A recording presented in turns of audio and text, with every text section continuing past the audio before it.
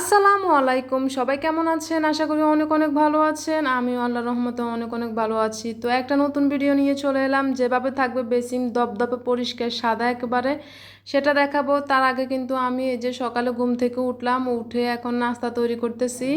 তো আর একা হাতে এই যে রুটিগুলো বানিয়ে নিয়েছি। এখানে তো কেউ হেল্প করার মতো নেই, একাই সব করতে হয়। তো সবগুলো রুটি একা হাতে বানালাম, বানানোর পরে এখন সবগুলো ছেঁকতেছি। তো যেহেতু আমরা সংসারে একা থাকি বাসা বাড়িতে, তো সবারই একা একা কাজ করতে হয়। এটা তো আর গ্রামের বাড়ি না যে অনেকে আছে কিছু কিছু কাজে হেল্প করবে। তো কি করব, যাই হোক, এখন আমি সবগুলো রুটি বানিয়ে নিচ্ছি। আজকে আর দেখাবো না রুটি কি দিয়ে খাচ্ছি, কিভাবে পরিবেশন করছি, ওটা আর দেখাবো না। তো চলে এলাম এখন এই যে আমার বেসিনটা অনেক নোংরা হয়ে আছে দেখছেন। আপনাদেরকে দেখাবো বলে আমি কয়েকদিন ধরে আসলে বেসিনটা একটু পরিষ্কার করে নিই। এখন কিন্তু অনেক ময়লা, একটু লালচে ভাব হয়ে গেছে।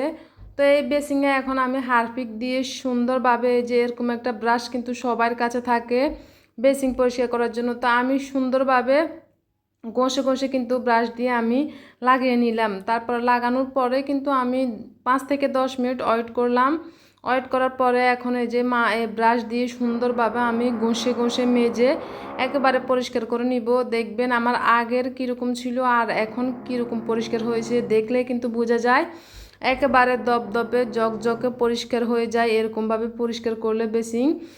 তো সুন্দরভাবে শুধু হারপিক লাগালে হবে না, হারপিকটাকে প্রতিটা একেবারে জায়গায় সুন্দরভাবে ঘষে ঘষে লাগাতে হবে। লাগিয়ে তারপরে সুন্দরভাবে মেজে এই যে আমি একটা ন্যাকড়া নিয়ে নিয়েছি, আর ন্যাকড়া দিয়ে কিন্তু সুন্দর করে পরিষ্কার করতে হবে, কারণ বেসিন যেহেতু আশেপাশে পানি পড়ে।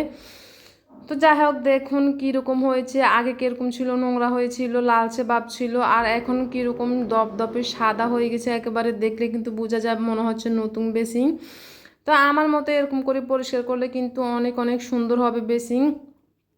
অনেকের বেসিন লাল হয়ে যায়, অনেক ময়লা থাকে, সব ময়লা উঠে যাবে যদি এই হারপিক দিয়ে একেবারে সুন্দর। শুধু হারপিক দিলে হবে না, ঘষে ঘষে চারোদিকে সুন্দরভাবে লাগিয়ে তারপরে পরিষ্কার করতে হবে। তো যাই হোক, এই বেসিনটা পরিষ্কার করার পরে কিন্তু এখন আমি এই যে বাকি কাজগুলো তো সকালের যে পড়ে থাকে, নাস্তা খাওয়ার পরে কিন্তু প্লেট বাটি কাপ সব তো অপরিষ্কার থাকে। তো এগুলো কিন্তু এখন আমি সুন্দরভাবে সব আস্তে আস্তে ধুয়ে নিচ্ছি।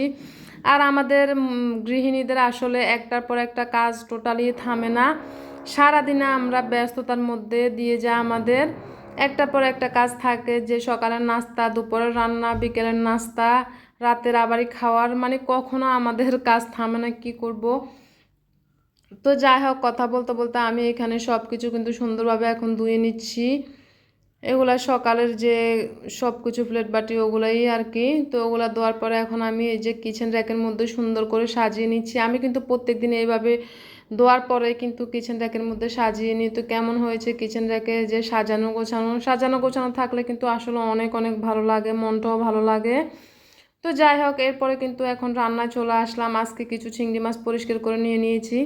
চিংড়ি মাছ দিয়ে কচুরমুখী রান্না করব। চিংড়ি মাছ দিয়ে তরকারি রান্না করলে কিন্তু অনেক অনেক মজা হয়। আর এখানে এই যে কিছু ছোট মাছ, খলসে মাছ আছে, খলসে মাছ রান্না করব আলাদা করে ঝোল করে হালকা।